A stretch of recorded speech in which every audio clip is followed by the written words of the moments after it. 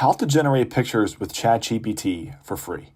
So this isn't really overly complicated. All you need to do is download the app. Now it might be slightly different on like your computer version, but for the app, it's really easy to do and you don't need any kind of pro or paid subscription.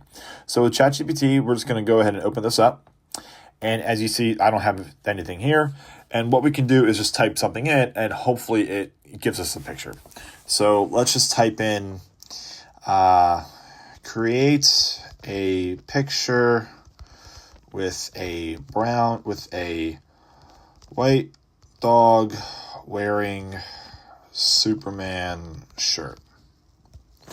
And what that's going to do is it's going to give you the image that it's going to process. As you see, it's saying processing image, and we'll see what it spits out. And here with ChatGPT and the free version, it can give you an image that you want it depending on the prompt that you had, and that's it. Now you may be limited on how many pictures you can create in a day, because I know that you can only upload 3 pictures per day on the free version. So if you want to, you would have to unfortunately go to the paid version if you wanted more. But as you see here, I was able to make a picture with just a simple prompt, and it was for free. And that's it. That's how you would generate pictures with ChatGPT